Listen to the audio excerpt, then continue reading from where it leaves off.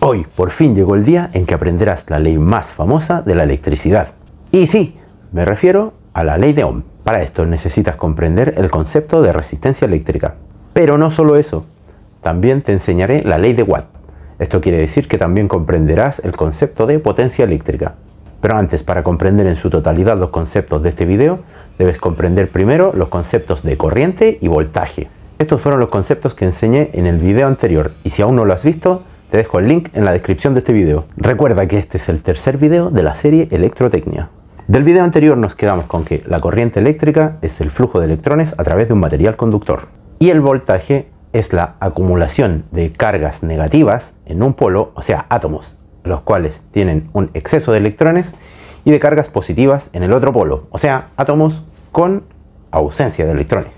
Y como los polos opuestos se atraen, los electrones viajarán desde el polo negativo al positivo, buscando el equilibrio.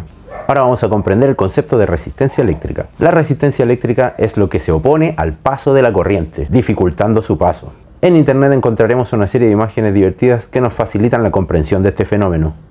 Aquí les dejo algunas de ellas. Entonces nos quedamos con que la resistencia se opone al flujo de electrones, dificultando su paso a través del material conductor. Su unidad de medida es el ohm y se representa con la letra griega omega. Una vez comprendido lo anterior, pasamos a la ley de Ohm, que nos indica lo siguiente. La corriente es directamente proporcional al voltaje e inversamente proporcional a la resistencia.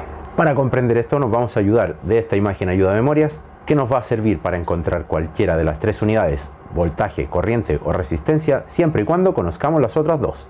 Por ejemplo, si tenemos el voltaje y la corriente, podemos deducir la resistencia. Supongamos que tenemos un circuito con una fuente de voltaje de 10 volts y sabemos que circula una corriente de 5 amperes.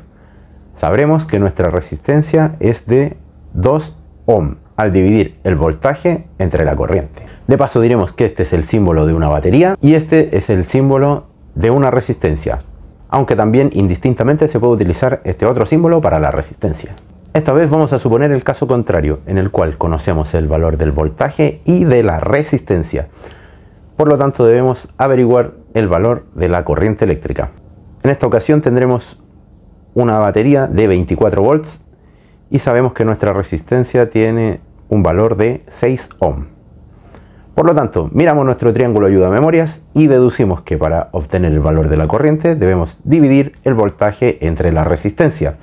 Por lo tanto, dividimos 24 volts entre 6 ohm y eso nos da 4 amperes. Nota al margen, la representación de las unidades de medida se pone después del valor numérico y siempre se debe poner entre paréntesis. Ahora vamos con el tercer caso.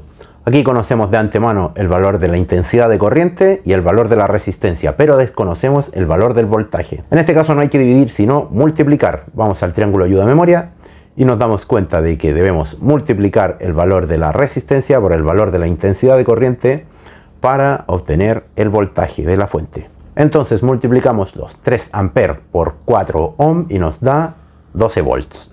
En resumen, la ley de Ohm nos sirve para encontrar la unidad que nos falta de estas tres, voltaje, corriente o resistencia. Para encontrar la resistencia se divide el valor del voltaje entre el valor de la intensidad de corriente. Para encontrar el valor de la intensidad de corriente se divide el valor del voltaje entre la resistencia.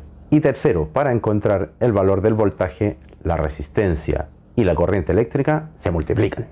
Ahora vamos a comprender la ley de Watt y esta nos indica que la potencia eléctrica es directamente proporcional a la intensidad de corriente y también al voltaje. Entonces, cuando tengamos que hacer estos cálculos, consideraremos que multiplicar un volt por un ampere es igual a un watt. Por ejemplo, en este caso tendremos una fuente de voltaje de 12 volts y sabemos que en nuestro circuito circula una corriente de 3 amperes. Por lo tanto, comprenderemos que nuestra resistencia disipa una potencia de 36 watts. En este caso también dispondremos de un triángulo ayuda memorias.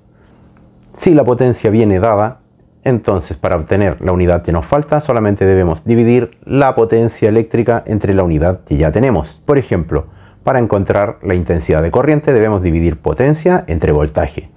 Y para obtener el voltaje debemos dividir la potencia entre la corriente. Sugerencia para ti, joven estudiante o aprendiz de electricidad.